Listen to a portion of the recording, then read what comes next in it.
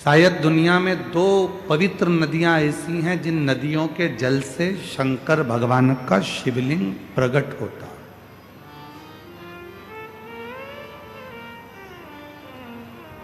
जितने आस्था चैनल के श्रोता हैं, जितने फेसबुक यूट्यूब के श्रोता हैं, जितने इस क्षेत्र में आप कथा के पंडाल में बैठकर कथा का रसतत्व ग्रहण कर रहे हैं, उन सभी श्रोताओं ने अगर वेदों का, शास्त्रों का अध्ययन किया होगा, पढ़ा होगा,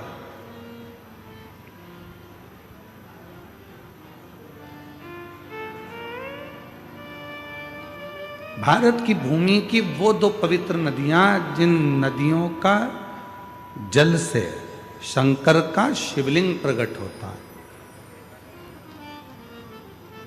एक मां नर्मदा और एक मां इंद्राणी, जो आपके बस्तर क्षेत्र में ही बहकर निकलती है। ऐसी पवित्र नदी इंद्राणी जिनके जल से स्वयं शंकर भगवान का शिवलिंग प्रकट होता, स्वयं विष्णु।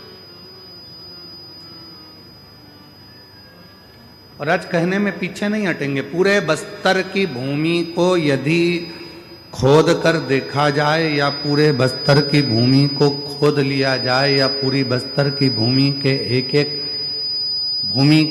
एक अंश को यदि निकाल कर देखा जाए, तो पूरी भूमि पर कोई मिले चाहे ना मिले, पर पूरे बस्तर की भूमि में खुदाई में मेरे शंकर भगवान का शिवलिंग जरूर मिलेगा। यहाँ पूरी भूमि शिव की, पूरी धरा शंकर भगवान की। ऐसी कोई भूमि नहीं है, बस्तर का कोई ऐसा क्षेत्र नहीं है जहाँ शिव नहीं है। यहाँ पूरी क्षेत्र में, पूरी बस्तर के पूरे क्षेत्र में भगवान शंकर, भगवान शिव ही भगवान शिव है। और बहुत जितने 52 शक्तिपीठ हैं, उन शक्तिपीठ में जाना सरल है, 52 शक्तिपीठ में पहुंचना सरल है, पर सबसे कठिन अगर कोई शक्तिपीठ है तो मां दंतेश्वरी का शक्तिपीठ है। जब तक मां दंतेश्वरी आज्ञा ना करे, तब तक कोई दंतेवाड़ा आ ही नहीं सकता।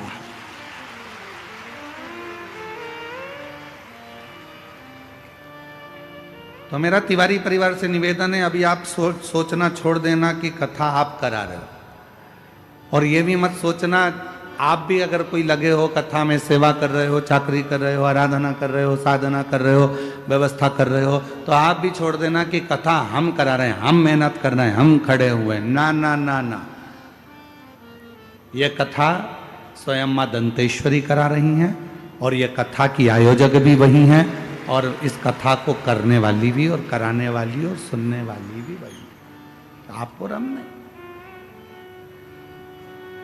ये उसी की देन है, उसी की कृपा है, उसी की करुणा है, उसी की दया है, उसके सिवा कोई नहीं कर सकता। ये वही कर रही है। मां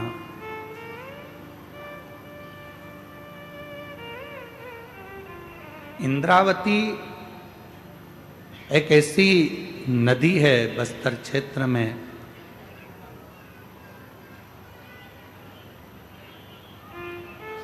आप लोग तो आपके क्षेत्र की नदी को जानते ही होंगे, जिस नदी का जल पत्थर को भी शिवलिंग बना देता है, इंद्रावती।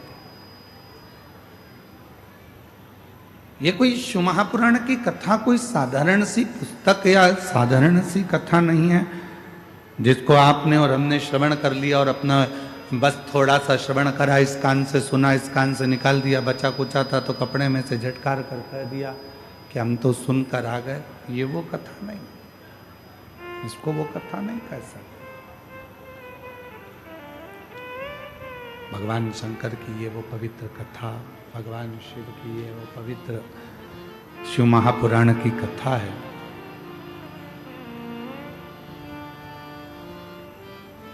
जो मनुष्य के जीवन के सारे दुखों को, सारे कष्टों को मिटा देती है।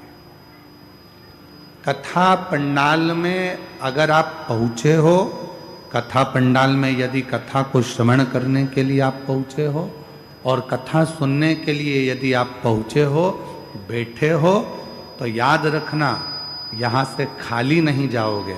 भगवान देव अधिदेव महादेव आपकी झोली में कुछ ना कुछ देकर जरूर देंगे।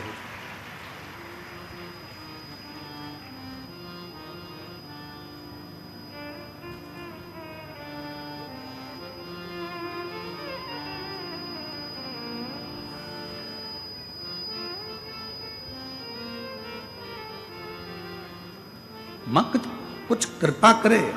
और ये जो धरा है, दंतेश्वरी माता की जो भूमि है, यहाँ शिव और शक्ति दोनों है और दोनों से ही हमको लेकर जाना।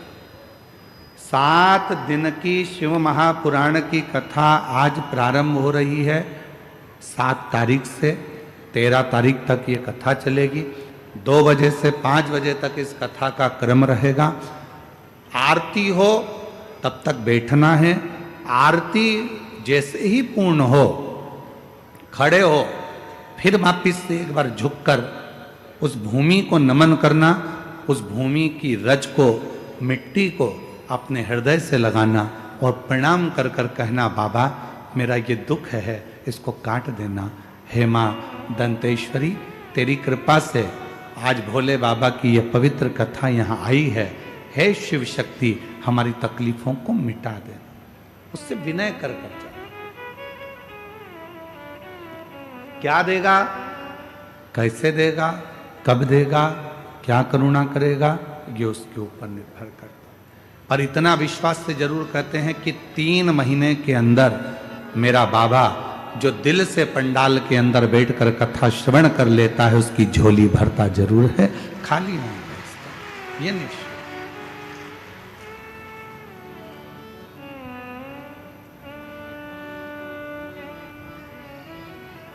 तो वो कहते हैं ना,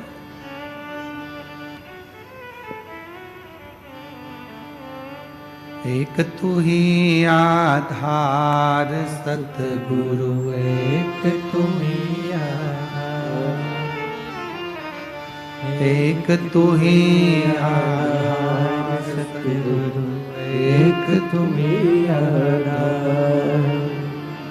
जब तक मिलो न तुम जीवन में, शांति कहाँ मिल सकती मन में।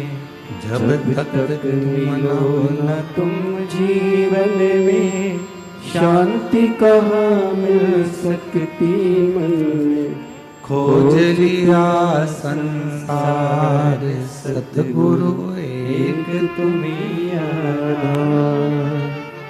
खोज लिया संसार सतगुरु, एक तुम्हीं आधार। एक तुम्हीं आधार सतगुरु, एक तुम्हीं आधार।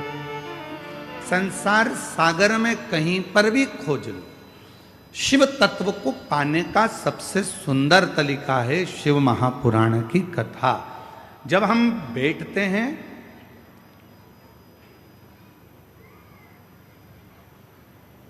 गुरु महादेव के चरणों में, तो हमारे को यह ज्ञात हो जाता है कि शिव तत्व है क्या।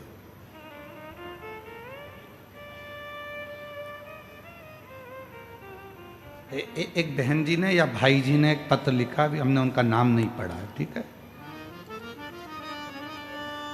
पत्र में लगभग प्रश्न हैं 7, 16, 18 प्रश्न हैं। उनका नाम है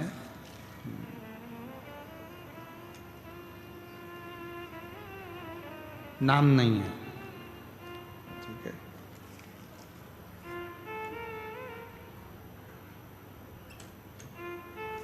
इसमें नाम नहीं है, पर 18 प्रश्न हैं। जिनने भी लिखे होंगे वो बैठे होंगे। मैं उनको नमन करना चाहता हूँ। अगर कहीं बैठे हों तो उनको प्रणाम करता हूँ। कहीं पर बैठे हों तो हाथ हिला सकते हैं। 18 प्रश्न, और सभी प्रश्न बहुत सुंदर है।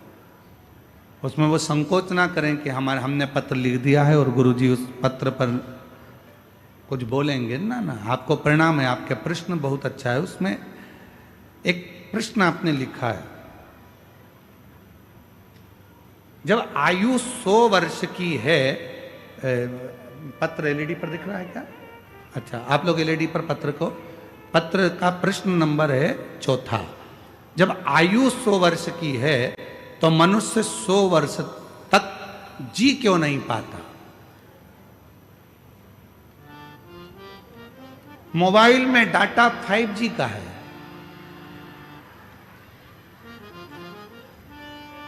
अब चाहो तो तुम उसे 2 घंटे में खर्च कर दो और चाहो तो पूरा 24 घंटा चला लो।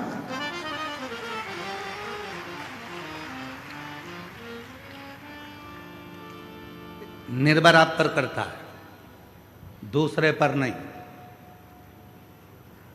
भगवान ने थोड़ी ना कहा था कि मोटरसाइकिल इतनी तेज चला, इतनी तेज चला, इतनी तेज चलाने बुड़ बुड़ बुड़ बुड़ बुड़ बुड़ और वो बुड़ जा।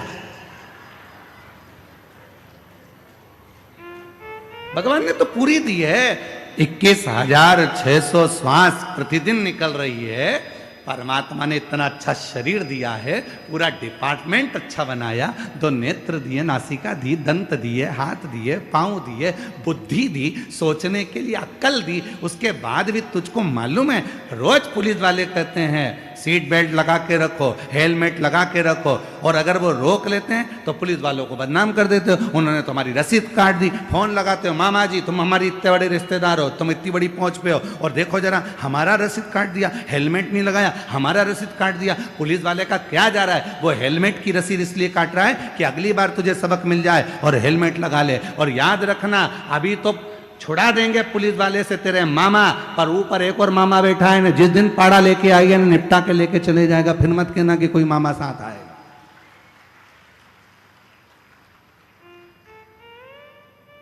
फिर मत कहना कि मामा साथ आया कि नहीं आया हो।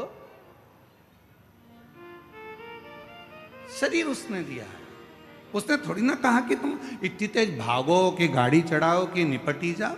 उसने थोड़ी ना कहा कि तुम 4 व्हीलर गाड़ी को यूं घुमा, यूं घुमा, यूं घुमा और रेस कर, न ट्रक के आगे जाना है, न पीछे जाना है, यहाँ जाना, वहां जाना, वो मालूम पड़े फिर एक दिन ऊपर जाना। ले, उसने थोड़ी ना।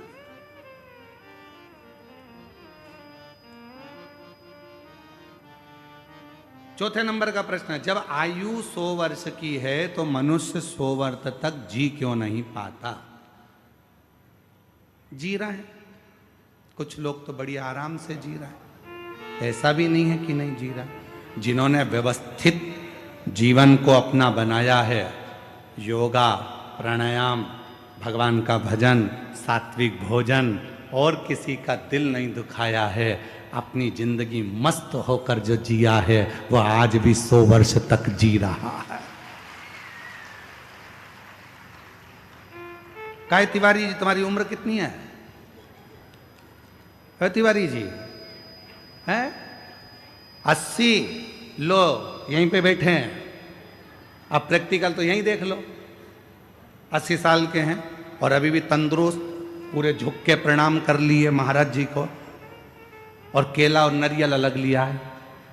अब सोचो 80 वर्ष के ये बैठे, और इनसे भी बराबर के, इनसे भी ऊपर के और बैठे होंगे। कौन नहीं जीता? अगर आप अपनी जिंदगी को सात्विक बनाओगे तो वो जीवन तुम्हारा अच्छा चलने वाला है। और मालूम पड़े तुमने जिंदगी भर रो रो के, हे भगवान कौन सा पाप कर दिया, हे भगवान क्या कर दिया।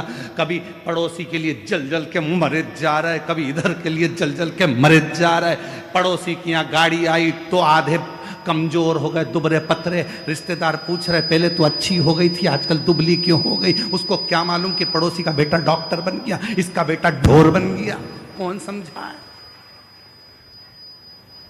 अब प्रश्न ऐसे दिए हैं, मैं इसका उत्तर पूरा का नहीं दूंगा, और दूंगा तो 18 प्रश्न में पूरी 7 दिन की कथा निकल जाएगी, पूरी 7 दिन। फिर भी बीच बीच में जिन्होंने भी ये पत्र लिखा है उनको प्रणाम करता हूं। आपके 18 प्रश्न का उत्तर पूरी 7 दिन की शिव महापुराण में अवश्य देंगे। बीच बीच में इस प्रश्न का उत्तर देते रहेंगे, जिससे आपके 18 प्रश्न पूर्ण हो। 18 प्रश्न। 100 वर्ष का जीवन है, मनुष्य इतना कम क्यों जी रहा है? आपके पास में मोबाइल में बैलेंस है, तुम चाहो तो जल्दी खत्म कर दो, तुम चाहो तो चला, महीने भर चला, तो क्या दिक्कत? कौन मना कर रहा? आपके ऊपर निर्भर करता है। जियो, बहुत कीमती शरीर मिला है, ये शरीर वापिस नहीं मिलने वाला। मेरी जीजियों, मेरे जीजाओं और मां दंतेश्वरी के धाम में रहने वाली मेरी आद्य शक्तियों और यहां पर विराजमान सभी मेरी बेटियों, बेटाओं, मेरी माताओं, मेरे बुजुर्ग, माता पिता तुल्य आप सब विराजमान। बहुत कीमती शरीर।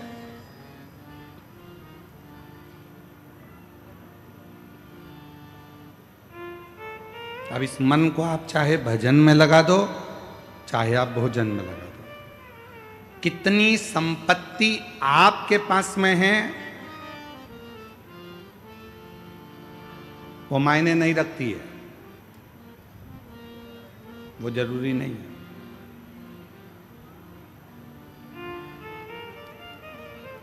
कितना पैसा तुम्हारे पास बढ़ गया वो मायने नहीं रखाता।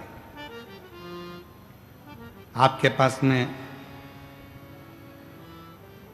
कितनी प्रतिष्ठा है, कितनी इज्जत है, कितना वैभव है, कितना धन है, कितनी संपत्ति है, कितनी जमीन है, कितने तुम्हारे पास में वैभव है, कितनी गाड़ियां हैं, कितना धन है, कितनी संपत्ति है, वो मायने नहीं रखाता है।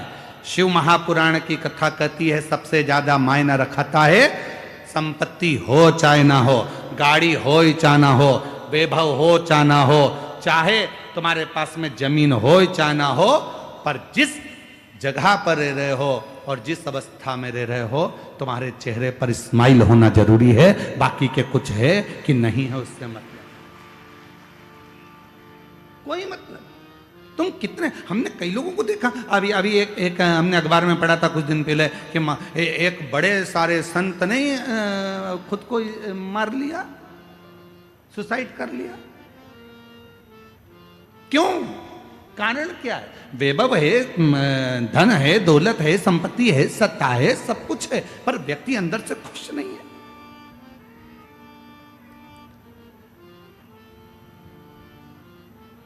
अभी शादियों का सीजन चल रहा है, पूरे देश में शादियां हो रही हैं। हमें उम्मीद है कि तुम्हारे छत्तीसगढ़ में भी खूब शादियां हो रही होंगी, शादी के गार्डन फुल चल रहे होंगे। बोलो तो सही है कि गलत है? अरे जम के तो बोलो। खूब जोरदार माल निपटा रहे होगे अभी तो तुम, गुलाब जामुन, गाजर का हलवा और खूब जोरदार ने अच्छे आइटम खूब जोरदार ठेहुआ, टीका सब बढ़िया बढ़िया खा रहे होगे। पानी पतासा, छम्मक, लड्डू सब निपटा रहे होगे। शादियों का सीजन चल रहा है। लड़की को विदा करते हैं तो बेचारे दूल्हे से बार बार आकर कहते हैं हमारी बेटी को खुश रखना, हमारी बेटी को खुश रखना, हमारी बेटी को खुश रखना। फिर बच्चा भी हो जाए तो लोग कहने लगते हैं बेटी और बच्चे को खुश रखना, बेटी को खुश रखना। पूरे शादी में एक ऐसा नहीं मिला जो दूल्हे से जाकर कह दे भैया अब तुम्हारी शादी हो रही है, थोड़े खुश रह लेना, थोड़े से खुश रह, तुम्हारी शादी हो रही है, अब तुम्हारे चेहरे पर खुशी होना चाहिए। क्यों? पत्नी को जब खुश रख सकते हो जब तुम खुश रहोगे, बच्चों को तब खुश रख सकते हो जब तुम खुश रहोगे, और माता पिता को जब खुश रख सकते हो जब तुम खुश होगे। मालूम पड़े खुद का मुंह भगोने जैसा हो गया, शादी के बाद ऐसे हो गए जैसे बिना मांजा हुआ तवा। कितनी मांज लो उसको हमेशा काला की काला ही रहता है। उसी तरह कितना भी शादी के बाद व्यक्ति को हंसाने का प्रयास कर लो, कितनी भी खुशी मिल जाए, पर वो बेचारा ऐसा रहता है जैसे। खुश रहो, मस्त जिंदगी जियो, दोबारा नहीं मिलना है। बड़ी मुश्किल से शिव महापुराण की कथा चलकर दंतेवाड़ा में आई है, बड़ी मुश्किल से चलकर मां दंतेश्वरी की कृपा से ये शिव महापुराण की कथा यहां तक पहुंची है। दोबारा नहीं होना है। मां दंतेश्वरी की कृपा से मिली है तो उसको स्वीकार कर कर अपनी जिंदगी को सार्थक बना लो। ये जीवन फिर नहीं मिलना है, मिल गया, बड़ी मुश्किल से प्राप्त हुआ है, इसको अच्छे से जियो, अच्छे से जियो। और गुरु करते क्या है? गुरु अपने जीवन में बस एक ही चीज सिखाते हैं, एक ही चीज, मिलते ना जो सतगुरु हमको। अगर इस संसार में अगर गुरु ना मिलते तो हम कैसे जान पाते?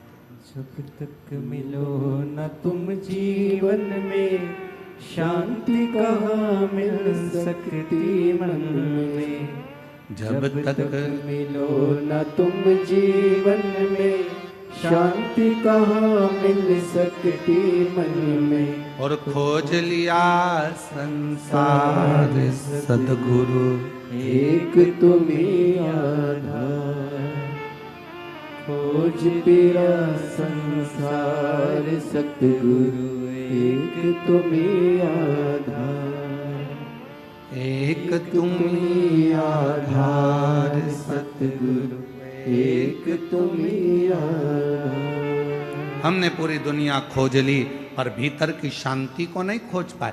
मेरे देव अधिदेव महादेव ने दुनिया के लोगों को क्या दिया? मेरे शंकर भगवान ने एक लोटे जल से प्रसन्न होकर क्या दिया? मेरे देव अधिदेव महादेव ने दुनिया के लोगों को क्या दिया? तो कोई तुमसे पूछे तो कह देना, एक लोटा जल चढ़ाने वाले के हृदय में शंकर भगवान सबसे पहले शांति देते हैं, धीरज देते हैं, आनंद देते हैं कि तू अपनी जिंदगी को आनंद में जीना, खुशियों में जीना प्रारंभ कर दे। आनंद।